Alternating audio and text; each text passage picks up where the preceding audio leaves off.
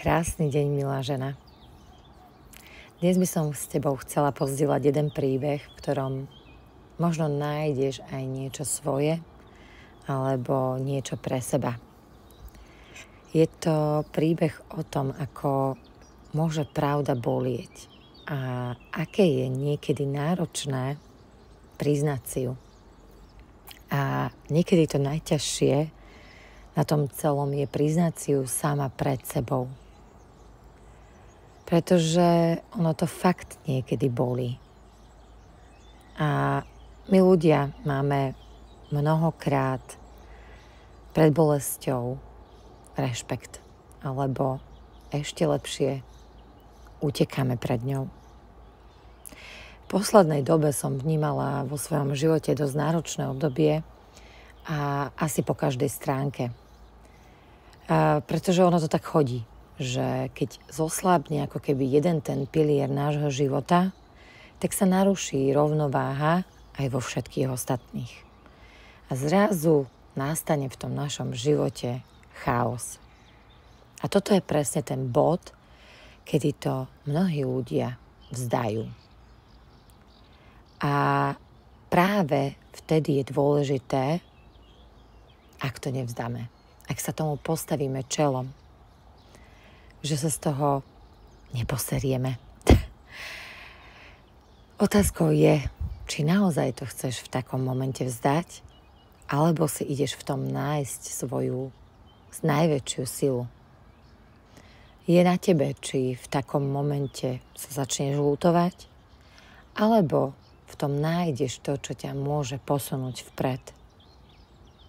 Možno v tej danej chvíli nechápeš, čo sa to deje a prečo sa to deje. Ale práve v tomto momente je kľúčová tá dôvera.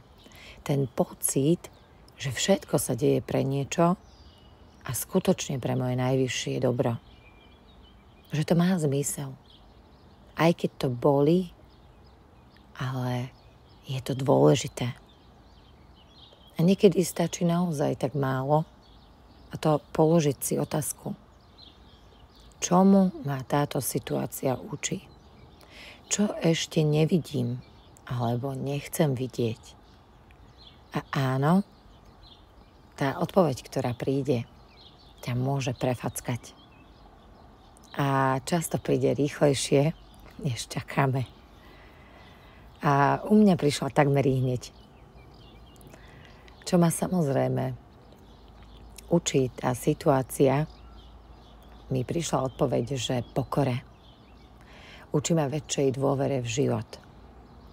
A najmä mi to pripomína môj zámer, ktorý som si ja dala na tento rok, a to je dovoliť si väčšiu ľahkosť. Lenže vieme, ako to chodí. Ten bežný život nás niekedy proste pohltí. A zrazu sa tá ľahkosť, tá radosť, tá spontánnosť v tom našom živote nejako vytratí, nejako na ňu zabudneme. A toto bol deň, kedy bol letný slnovrat. A ja som si tak kráčala v Kalabrii smerom k bazénu a bola som veľmi v hlave. Nebola som vo svojej duši. Neustále mi proste tá hlava išla na plné obrátky. A nevšimla som si, že na zemi je nejaká trnistá liana a ja som si do nej zamotala ľavú nohu. A ako som sa snažila to silou uvoľniť, tie trne sa mi zarili do kože. Samozrejme, okamžite to zabelelo a okamžite ma to vrátilo do tela. A začala som okamžite vnímať všetky tie odkazy. Pretože mnohokrát, keď si niečo uvedomíme, keď niečo si možno spracujeme, aj keď neviem, či je to správne slovo, tak to telo dobieha dušu. A čo sa týka trňu, tak keď sa zamyslíme nad tým, že je to nejaký starý symbol utrpenia, však keby sme sa možno začítali do Biblie, ale je to aj znak znovuzrodenia, nejakého zastavenia, spomalenia. A tá ľavá noha, to je ženský princíp. To je dôvera. To je vzťah k ženstvu, k príjmaniu, k mame. A noha je predsa o nejakom pohybe vpred, o nejakej ceste, o dôvere vo vlastné nasmerovanie. Ako by mi život povedal, aby som sa zastavila.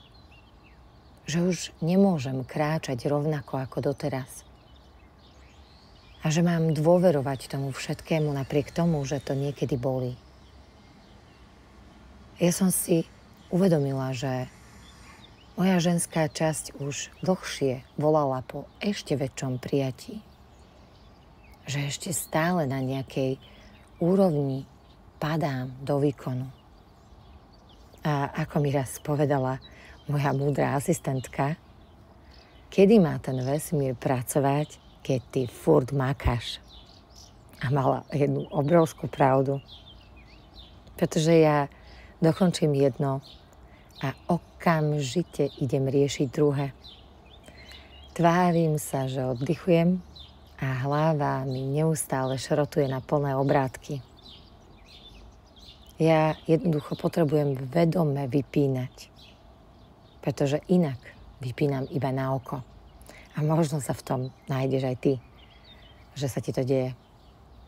Pretože moje telo síce ležalo na pláži alebo pri bazéne, ale myseľ lietala od jedného k druhému. Neustále som mala potrebu tvoriť, čo je síce skvelé, úžasné. Ale ako by nebol čas na to, aby si to všetko dosadlo, aby sa to zaintegrovalo. A keďže som na tie trne vstúpila ja sama a neudreli ma nejakým spôsobom, ako keby oni samé, tak viem, že to bol odkaz pre mňa v tom, že niečo vo mne ešte stále funguje v starom režime. Pretože ja dôverovať už viem, ale potrebuješ to neustále zažívať aj v tele. Niekedy proste nepotrebuješ ísť ale cez bolesť. Nemusíš žiť na všetko sama. Potrebuješ jednoducho cítiť v tvojom tele, že je to v poriadku. A my často to telo z toho celého vyčleňujeme. Neuvedomujeme si, akú dôležitú úlohu v tom celom zohráva. Keď som si toto všetko zvedomila, tak som si urobila taký rituálik. Uzemnila sa, uvoľnila bolesť. Prežila si to v tele. A potom som to oslávila vo vode. Slnko na mňa svietilo a mala som pocit, že ešte viac rozžiaruje moju dušu. A niekedy jednoducho stačí len to zastaviť sa. Zhlboka dýchať. Vnímať, čo sa deje v mojom tele. Vnímať, aká emócia mňou chce prejsť. Možno si položiť ruky na srdce a povedať si: nadýchnem dôveru, vydýchnem kontrolu, nadýchnem pravdu, vydýchnem strach. Som pripravená kráčať s ľahkosťou. Dôverujem svojej ceste.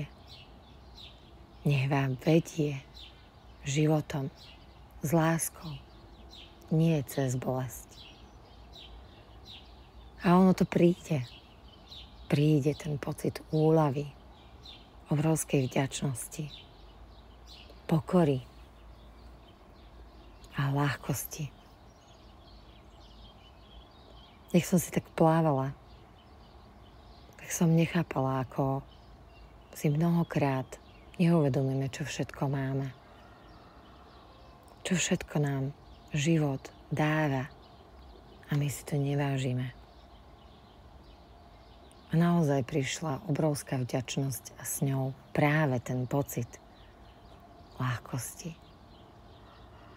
Potom sme sa aj celý deň bláznili s deťmi a bolo to presne to, čo som potrebovala.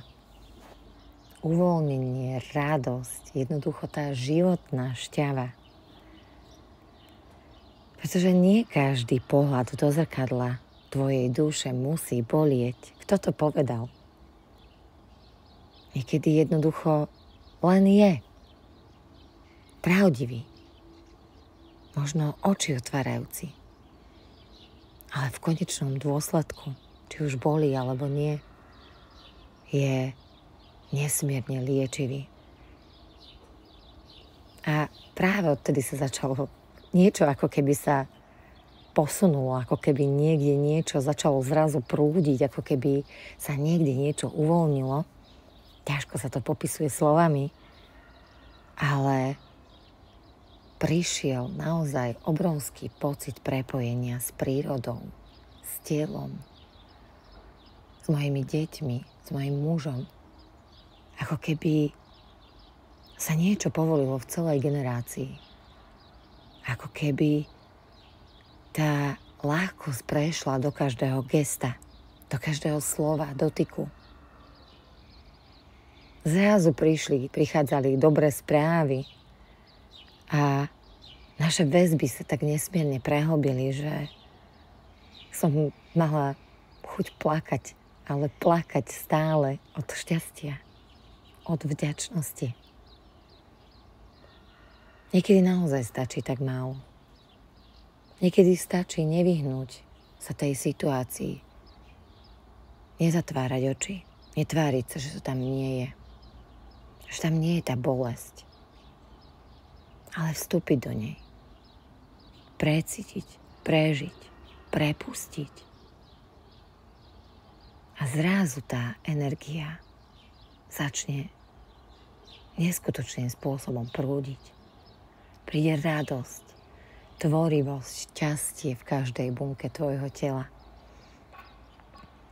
A práve z tejto energie paradoxne vznikla aj táto moja, ako by som to nazvala, nová forma komunikácie s tebou.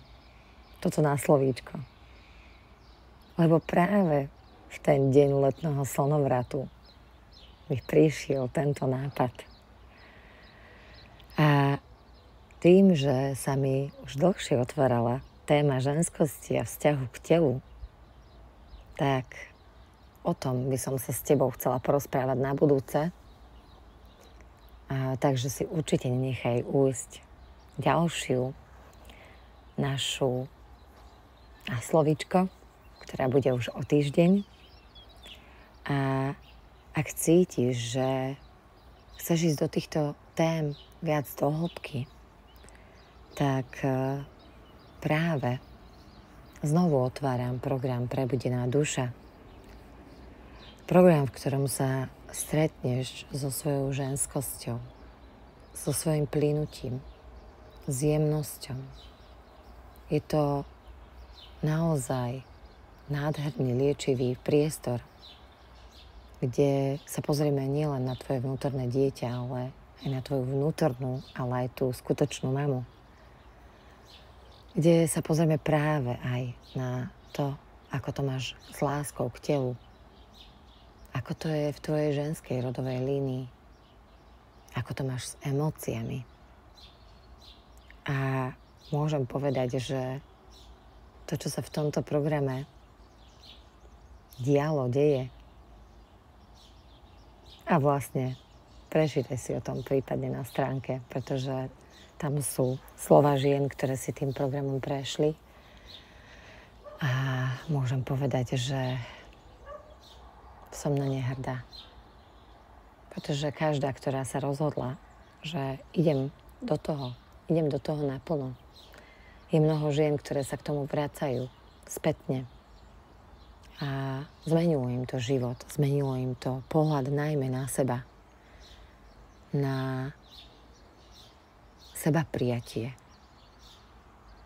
Spoznali samu seba, pochopili, prečo možno sa veci diali tak, ako sa diali a čerpajú z toho dodnes. A možno ťa viac zaujíma niečo živé.